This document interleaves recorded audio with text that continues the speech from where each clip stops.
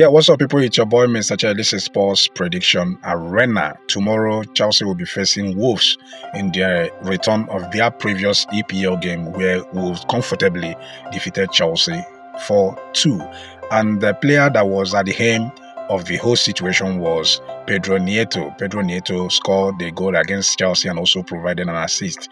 But this time around, Pedro Nieto is now a Chelsea player, meaning that at least Chelsea stands a chance of finally beating Wolves, because this Wolves team has always been a bone in the neck of Chelsea whenever the two sides plays against each other. So tomorrow it is expected that Chelsea is going to win. On the other part, Manchester United left it late against Fulham last week, and everybody expected that maybe this time around they are going to become a title contender, but today they succumbed against Brighton, losing 2-1, and shows that a sign that their problems still persist. Then on the other side, Manchester City, they've won against Chelsea today. They've also won 4-1, meaning that they might be on course to retain the title for the fifth consecutive times. You know, when these things happen in other leagues, English media will brand it a farmers league, but this time around it is happening in the EPL. Manchester City has won it once, twice, thrice,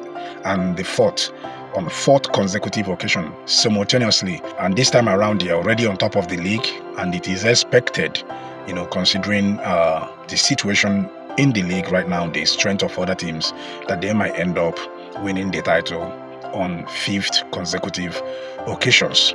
God forbid anyway, because this is not what we want to see, playing the league and at the end of the day one team ends up winning it. During the week, Chelsea was very, very sloppy against FC Servette. That was one of the worst performances I have seen. I think against Manchester City, Chelsea actually played really well, with the exception of the goal, because they didn't get the goal. Not that they didn't create chances to score goal, but they didn't convert chances against Manchester City. So the result at the end of the day was flattering to the sieve, because Manchester City was not far better than Chelsea in that very game.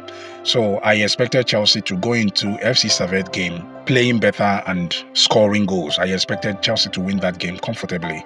It's not that I'm more happy with the 2-0 win, but when you're playing against a team like Servette, you need to pull it all out and, you know, win them comfortably. But 2-0 is not a bad result. Chelsea will be taking that into the next returning leg in Switzerland, you know, in their hope of qualifying for the Europa Conference League group stages.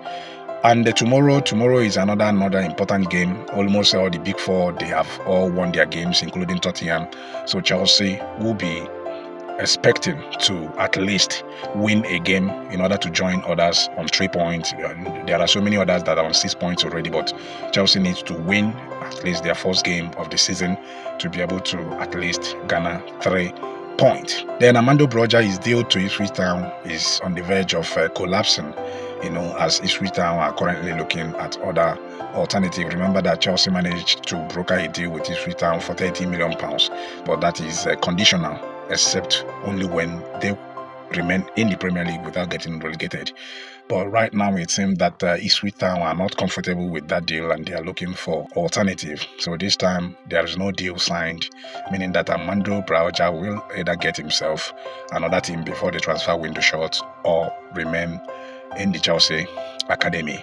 Then another funny news is that Sam Omaradion that Chelsea were willing to pay £35 million for, has now signed for FC Porto for just £12.7 million. Can you imagine that? So Chelsea really dodged a bullet by not selling that deal. Imagine, this is just the true worth of that very player, but Chelsea were willing to pay £35 million before they eventually pulled out of the deal. This time around, the FC Porto have signed him for just £12.7 million. Imagine the difference. I believe that other clubs are selling players depending on the size of the buyer. You know, when you have money to spend, the club will kind of inflate the price of their player. This is just the situation right here. And Atletico Madrid wanted to cash out from Chelsea, but Chelsea got smart and pulled out of the deal. So this is just the latest situation. Thank you so very much for watching. We expect to see a fantastic performance from Chelsea tomorrow against Wolves.